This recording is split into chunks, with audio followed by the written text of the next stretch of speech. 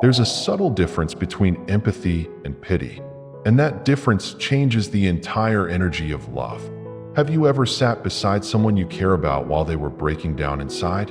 Maybe you told them, "I understand. I'm here for you."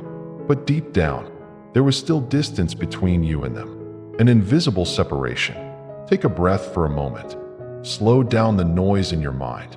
Let's enter this space together with awareness. Imagine someone falling into a deep hole. One person walks by, looks down, and says, "That's terrible. I feel so sorry for you."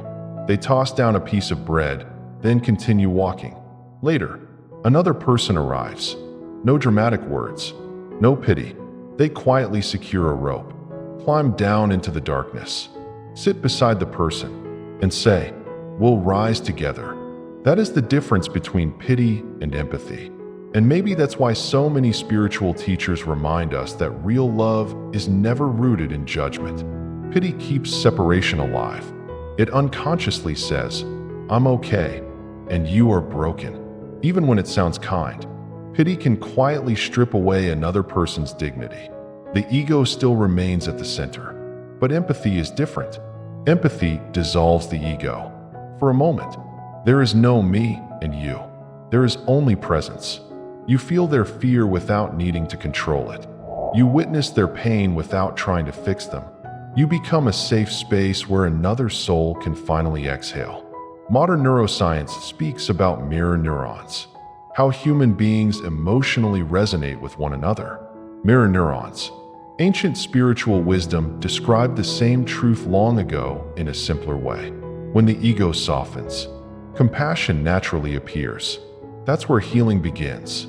And maybe the real question is this: are you willing to step beyond your emotional armor and truly connect with another human being?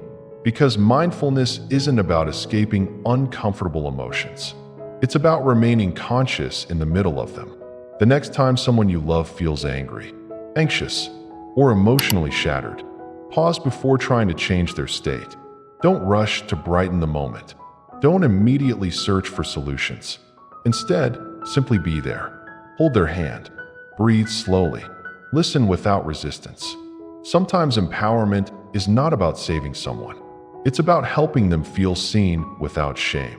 A conscious embrace, a grounded presence, an open heart free from judgment can heal more deeply than words ever could. But there's another layer to this. Many people hear this kind of message and think, if I absorb everyone's pain, won't I drown too? And honestly, that's a valid question, because empathy without awareness becomes emotional entanglement. If someone is panicking and you collapse into panic with them, the world now contains two overwhelmed people instead of one. Sadhguru has spoken beautifully about this idea. Suffering alongside someone unconsciously does not necessarily reduce suffering. True empathy is not emotional self-destruction. Think about the lotus flower. Lotus, its roots grow deep in the mud, yet the flower rises untouched above the water. That is mindful compassion. You enter another person's darkness without losing your own inner light. You stay connected to your inner stillness, your anchor. You feel with them, but you are not consumed by what they feel. Your calm becomes the energy that helps stabilize the moment.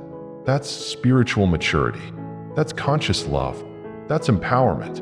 Real empathy is not abandoning yourself inside someone else's pain. It is carrying awareness into the darkness without extinguishing your own flame. So before stepping into someone else's emotional storm, ask yourself honestly, am I grounded enough right now? Is my inner world steady? Can I stay present without losing myself? Because you cannot pour peace from an empty nervous system. Inner work matters. Stillness matters. Self-awareness matters. Love requires courage, but wisdom gives that courage direction. So when you encounter negativity, grief, or emotional heaviness in the people around you, do you remain anchored in mindfulness?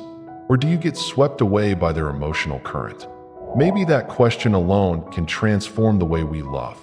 May you continue walking this path with an open heart, deep awareness, and the strength to bring light into dark spaces without losing yourself in them.